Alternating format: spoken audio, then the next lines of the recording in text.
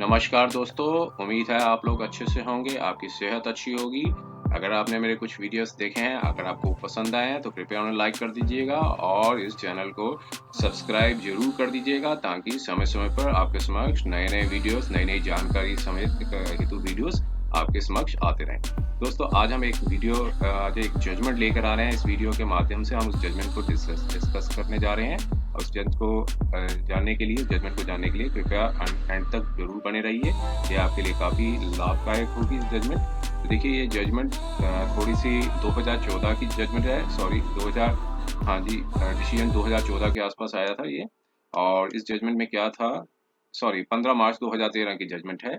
और ये इस जजमेंट में क्या था, देखिए 498 का जो भी केस होता है, अगर कोई भी पार्टीज के बीच में सेटलमेंट हो जाए और उसमें क्या है कि आपको वो चूँकि 498 जो है वो चूँकि एक नॉन कंपाउंडेबल ऑफेंस माना जाता है। उस नॉन कंपाउंडेबल ऑफेंस में जो है ट्रायल कोर्ट के पास पावर नहीं होती है कि उस ऑफेंस अगर कोई कंप्लेंट विथड्रॉ करना चाहता है या सेटलमेंट करना चाहता है तो ट्रायल कोर्ट के पास पावर नहीं होती है। इसलिए माननीय हाई कोर्ट के पास जाना पड़ता है। तो इस केस में क्या हुआ था कि ट्रायल कोर्ट ने भी जो एप्लीकेशन थी, दोनों जो जिन्होंने कंप्लेंट डाली थी, उन्होंने उनकी एप्लीकेशन को रिजेक्ट कर दिया था। और माननीय हाई कोर्ट ने भी उनकी जो पिटीशन 482 सीआरपीसी में जो डाली जाती है क्वेश्चन के लिए, उसमें भी उनकी जो पिटीशन थी उनको खारिज कर दिया था। फिर एट लास्ट ये फाइनली सुप्रीम कोर्ट में आए थे और सुप्रीम कोर्ट ने पिटीशन को अलाउ कर दिया था। तो दोस्तों, एक पहले कंपाउंडेबल जो ऑफेंसेस हैं उसको पहले एक दफा देख लीजिए। कंपाउंडेबल ऑफेंसेस हमारे जो कोड ऑफ क्रिमिनल प्रोसीजर है 320 के अंदर डिफाइंड है। तो इसमें दो श्रेणी बनाई गई है कंपाउंडेबल की। इसके लिए अलग से हम कभी वीडियो बनाएंगे 320 का के ऊपर कंपाउंडेबल ऑफेंसेस में, जिसमें 498 को कंपाउंडेबल ऑफेंस की श्रेणी में नहीं रखा गया है। इवन 406 भी को भी श्रेणी में रखा गया कंपाउंडेबल, लेकिन 498 को कंपाउंडेबल की श्रेणी में नहीं रखा गया। तो देखिए, अब कंपाउंडेबल की जो श्रेणी में नहीं रखा गया है तो इसका मतलब वो ऑफेंस है वो नॉन कंपाउंडेबल है। नॉन कंपाउंडेबल में ये चीज आती है कि कोई भी पार्टी अगर सेटलमेंट करना चाहे तो ट्रायल कोर्ट के पास पावर नहीं होती है उसका उसकी जो मतलब जो ट्रायल चल रहा है, जो कंप्लेंट डाली है जिसके बेसिस पे ट्रायल चल रहा है उसको रोक सके। तो सिर्फ माननीय जो है हाई कोर्ट के पास ही पावर है जो कि क्वैश कर सकते हैं। तो वो भी क्यों, इसलिए क्योंकि माननीय सुप्रीम कोर्ट ने कई निर्देश दिए हैं। उन निर्देशों के ऊपर हम जानने की कोशिश करते हैं। सिर्फ एक स्टेट का, कुछ एक आधी स्टेट होगी जहां कंपाउंडेबल है, क्योंकि स्टेट गवर्नमेंट भी अपने जो कोड ऑफ क्रिमिनल प्रोसीजर्स को समय समय पर अमेंडमेंट करती है।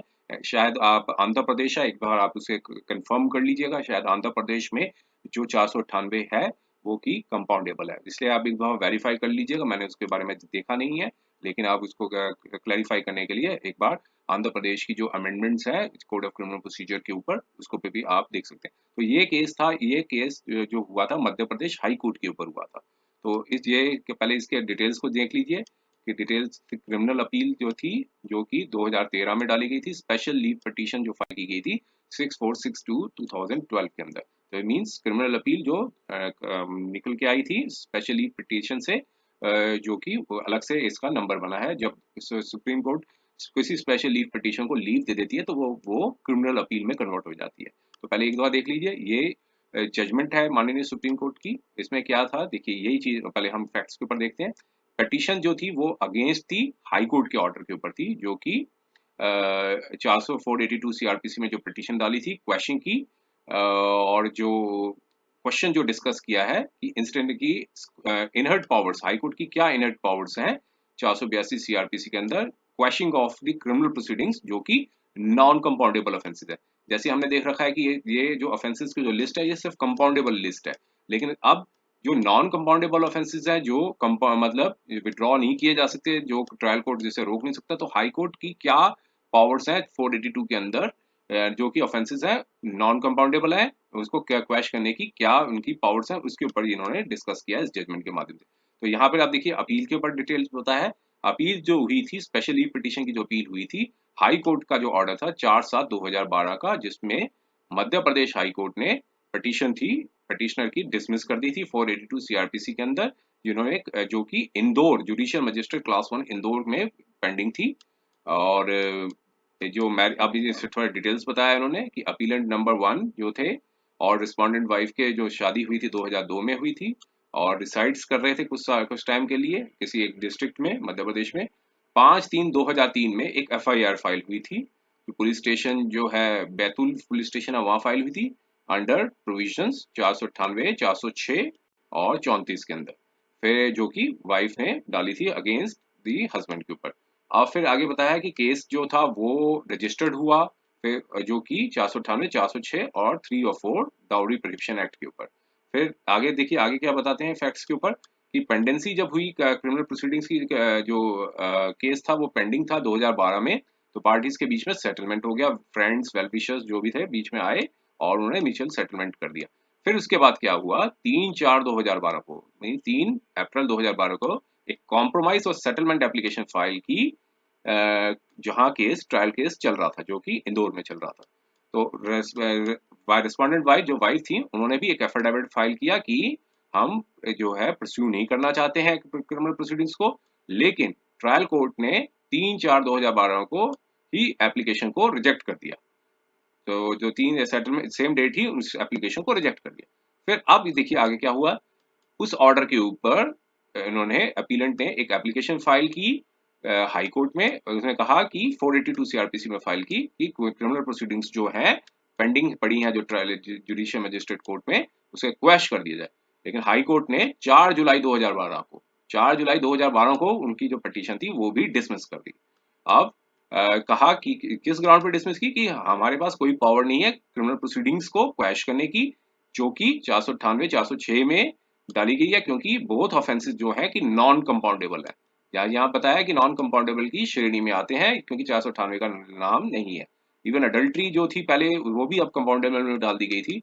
इवन चीटिंग का केस भी कंपाउंडेबल में डाल रखा था, जो लिस्ट बना रखी है, तो लेकिन 498 को नॉन कंपाउंडेबल की श्रेणी में डाला गया। फिर उस ऑर्डर के ऊपर ये सुप्रीम कोर्ट में आए स्पेशली पिटीशन में। अब scope of ambit of power, जो क्वेश्चन ऑफ लॉ था वो एग्जामिन किया कोर्ट ने, जितने भी डिसीजंस पहले हुए थे। और हाई कोर्ट ने जो जुरिस्डिक्शन थी, जो कि हाई कोर्ट की जुरिस्डिक्शन थी मैट्रिमोनियल केसेस पे, कोर्ट ने माना, सुप्रीम कोर्ट ने माना, माने सुप्रीम कोर्ट ने कि ये बेशक ये डिस्प्यूट नहीं है कि मैट्रिमोनियल डिस्प्यूट्स हैं काफी तेजी से बढ़ रहे हैं, जो कि नंबर ऑफ कंप्लेंट्स भी फाइल हो रही है 498, 406 की, ना सिर्फ हस्बैंड के ऊपर बल्कि जितने भी रिलेटिव्स हैं उनके ऊपर भी। फिर आगे बताया कि जब मैटर अगर रिजॉल्व हो जाए दोनों पार्टीज के बीच में, तो एक म्यूचुअल सेटलमेंट हो जाती है, जो कि दोनों साइड्स अगर पार्टीज अप्रोच करती हैं हाई कोर्ट में, जॉइंट प्रेयर करती है क्वेश्चन करने के लिए 498 या 406 के ऊपर। और whether the prayer can be decline on the sole ground, क्या ऐसे ग्राउंड में प्रेयर जो प्रेयर मांगी गई है वो डिक्लाइन कर देनी चाहिए कोर्ट को, माननीय जो हाई कोर्ट को, क्योंकि ये नॉन कंपाउंडेबल है। तो फिर ये कि इनपरमिसिबल होगा कोर्ट को कि क्रिमिनल प्रोसीडिंग्स को क्वैश कर दिया जाए। आगे फिर आगे देखिए, फिर आगे बताया कि कोई डिस्प्यूट नहीं था कि जो क्रिमिनल प्रोसीडिंग्स जो थी 498, 406 की, जो तो डाली गई थी और इंटरवेंशन हुई थी फैमिली फ्रेंड्स फैमिली मेंबर्स के, एक एमिकेबल सेटलमेंट हो गया था उनके बीच में। फिर उन्होंने कॉम्प्रोमाइज डाली थी पिटीशन ट्रायल कोर्ट में, जो कि रिक्वेस्ट, जो कि वो भी एप्लीकेशन भी रिकॉर्ड में डाली गई। फिर कहा ये भी डिस्प्यूट नहीं है कि म्यूचुअल सेटलमेंट हो गया था, और रिस्पोंडेंट वाइफ और उन्होंने वाइफ ने एक एफिडेविट भी फाइल किया था कि वो आगे परस्यू नहीं करना चाहती हैं। फिर आगे बताया कि ग्रीवियंस थी ये अपीलेंट की, कि सिर्फ ट्रायल कोर्ट ने तो रिजेक्ट नहीं की, सिर्फ ट्रायल कोर्ट ही उनकी जो प्रेयर रिजेक्ट नहीं की, बल्कि हाई कोर्ट ने भी उसकी प्रेयर को रिजेक्ट कर दिया 498 में, कि सिर्फ इस ग्राउंड पे कि 498 जो 406 है जो कि नॉन कंपाउंडेबल है। फिर काउंसिल थे, उन्होंने अपनी जो अटेंशन दी B S Joshi versus state of Haryana की एक पहले जजमेंट आई थी 2003 की, उसमें बताया था कि सेम सर्कमस्टांसिस थे जिसमें इस कोर्ट ने अपने इनहर्ट पावर्स को यूज करते हुए और क्वैश कर दी थी क्रिमिनल प्रोसीडिंग्स में मैट्रिमोनियल डिस्प्यूट्स पे, जब जो कि डिस्प्यूट इंटायरली बिटवीन प्राइवेट था और पार्टीज जो थी वो सेटलमेंट करना चाहती थी अपने मतलब एमिकेबल मैनर से। फिर उसके बाद दूसरी जजमेंट्स को डिस्कस किया। आगे चलते हैं, आगे देखिए आगे क्या बताया उन्होंने।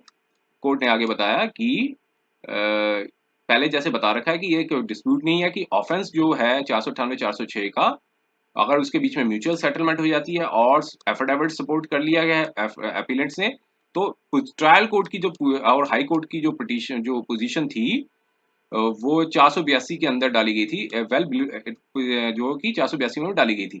तो आगे बताया कि हाई कोर्ट ने सिर्फ जो हाई कोर्ट का जो ऑर्डर वो ये बताता है कि म्यूचुअल सेटलमेंट हुई थी दोनों पार्टीज के बीच में, नॉन कंपाउंडेबल ऑफेंसेस थे, लेकिन हाई कोर्ट ने रॉन्ग प्रमाइस पे, आगे देखिए क्या बोला कि रॉन्ग प्रमाइस पे ये प्रोसीड किया कि इस क्योंकि अफेंस कंपाउंडेड नहीं है, इसलिए जो पिटीशन को डिसमिस कर दिया। अब ये आगे कोर्ट ने आगे बताया कि जो हाई कोर्ट के सामने जो पिटीशन डाली गई थी उसमें वो दिखाता है कि एप्लीकेशन जो फाइल की थी अपीलेंट्स ने वो कंपाउंड करने के लिए नहीं डाली थी कि नॉन कंपाउंडेबल ऑफेंस को कंपाउंड कर दिया जाए, कंपाउंडिंग कर दिया जाए, बल्कि इसलिए डाली थी कि जो प्रोसीडिंग्स थी उसको क्वैश कर दिया जाए। इस ग्राउंड पे डाली थी कि कंपाउंडिंग करने के लिए नहीं डाली थी कि नॉन कंपाउंडेबल है तो इसे कंपाउंड कर दिया जाए। तो आगे देखिए ये बताया कि चार्ज यही डिसीजन PS जोशी की जो पहले जजमेंट थी उसमें भी ये कहा गया था कि 482 क्रिमिनल प्रोसीडिंग्स में जब प्राइवेट नेचर पे हो, कॉम्प्रोमाइज आ जाए दोनों पार्टीज के बीच में और सेटल डिस्प्यूट को सेटल करना चाहें तो एमिकेबली सेटल कर सकते हैं। तो उन्होंने कहा कि हम सेटिस्फाइड हैं कि उस डिसीजन से, क्योंकि सुप्रीम कोर्ट का ही डिसीजन था, सुप्रीम कोर्ट अपने पिछले डिसीजन से सेटिस्फाइड थी। उन्होंने कहा कि हाई कोर्ट के जो क्रिमिनल प्रोसीडिंग्स थी उसको क्वैश कर देना चाहिए था अगर दोनों के बीच में सेटलमेंट हो गया। तो वो फिर कहा आगे बताया, उन्होंने ऑब्जर्वेशन दी कि अब ये कोर्ट्स की ड्यूटी है कि इंकरेज करे, जेन्युइन सेटलमेंट करे मैट्रिमोनियल डिस्प्यूट्स को जब दोनों के बीच में जो कि बहुत तेजी से बढ़ रहे हैं। और चूंकि ऑफेंसेस नॉन कंपाउंडेबल है तो मैट्रिमोनियल डिस्प्यूट अगर कोर्ट सेटिस्फाइड हो जाए कि पार्टीज के बीच में सेटलमेंट हो गया है बिना किसी प्रेशर के, तो फिर जस्टिस को देखते हुए 320 का जो चाहे 320 की जो सेक्शन है वो बीच में नहीं आना चाहिए क्वैश करने के लिए। तो 320 का कोई बीच में ऑब्स्टेकल नहीं आनी चाहिए। तो फिर कहा आगे बताया कि मैट्रिमोनियल के डिस्प्यूट्स काफी ज्यादा आउटबर्स्ट हो गए हैं और इंस्टीट्यूशन ऑफ द मैरिज जो है जो कि इंपॉर्टेंट प्लेस करती है हमारी सोसाइटी में, तो हर एफर्ट होना चाहिए कि मतलब इंडिविजुअल्स के बीच में सेटलमेंट हो जाए और जो अपनी जो जिंदगी है वो पीसफुली जिए। तो लेकिन अगर अगर एक पार्टी एक दूसरे के गुनाह को टर्मिनेट कर देते हैं, एक दूसरे के साथ जो है सेटलमेंट कर लेते हैं, म्यूचुअल एग्रीमेंट कर लेते हैं, तो कोर्ट को कोई अनिच्छुकता नहीं दिखानी चाहिए, लेस हेजिटेंट लिखा हुआ है, नहीं दिखानी चाहिए कि एक्स्ट्रा ऑर्डिनरी जुरिस्डिक्शन को के पावर्स का इस्तेमाल करने के लिए।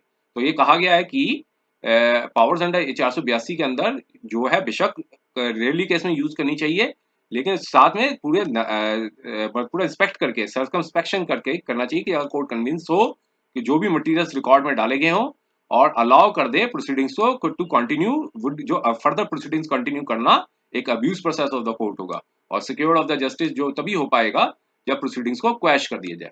तो अब हमने कोर्ट ने कहा कि हम क्लियर कर देते हैं कि पावर्स डिपेंड करेगी हर फैक्ट्स एंड सर्कमस्टांसेस को देखते हुए, और हर जो पावर का जो एक्सरसाइज किया जाएगा एप्रोप्रिएट केस में दिया जाएगा ताकि जो सब्सटेंशियल जस्टिस हो, एडमिनिस्ट्रेशन की जो है एडमिनिस्ट्रेशन फॉर द जस्टिस में सब्सटेंशियल जस्टिस हो सके।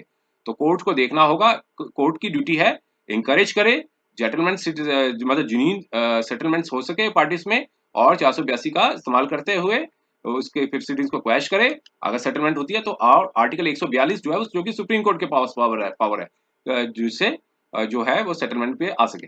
तो इसलिए देखते हुए सारे सर्कमस्टेंसेस को देखते हुए क्वैश क्रिमिनल प्रोसीडिंग्स को क्वैश कर दिया, FIR और कंप्लेंट को क्वैश कर दिया, जो कि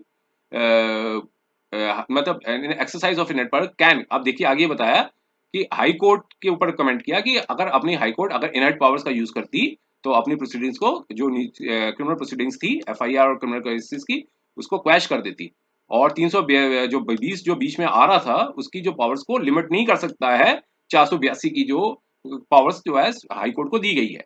तो इस सर्कमस्टांसेस पे हम जो ऑर्डर है हाई कोर्ट का उसको सेट असाइड करते हैं और जो क्रिमिनल केस की जो प्रोसीडिंग्स पेंडिंग थी जुडिशियल मजिस्ट्रेट की कोर्ट में उसको जो है वो सेट असाइड उसको क्वैश कर देते हैं। तो इस ग्राउंड पे अपील जो थी वो अलाउ हो गई। तो उम्मीद है ये काफी ज्यादा क्लैरिफाई हो गया होगा अब कि 320 अगर सेक्शन की जो बेशक 498 320 CRPC के सेक्शन के अंदर नहीं लिखा है, अगर पार्टीज के बीच में सेटलमेंट हो जाता है तो हाई कोर्ट में जाके अपनी प्रोसीडिंग्स को जो है वो क्वैश कराया जा सकता है। और अगर इसके रिगार्डिंग में अगर आपका कोई भी डाउट है, क्वेरी है, नीचे कमेंट बॉक्स में इसके बारे में आप अपनी राय जरूर लिख सकते हैं। और अगर कोई क्वेरी हो तो जरूर नीचे पोस्ट कीजिए, हम आपकी क्वेरी को वीडियो के माध्यम से आपकी क्वेरी को रिजॉल्व करने की पूरी कोशिश करेंगे। अगर ये वीडियो पसंद आया है तो कृपया इसे लाइक कर दीजिएगा और इस चैनल को सब्सक्राइब जरूर कर दीजिएगा, ताकि समय समय पर आपके समक्ष नए नए वीडियोस और नए नए जानकारी हेतु वीडियोस आपके समक्ष आते रहें। समय देने के लिए बहुत बहुत धन्यवाद।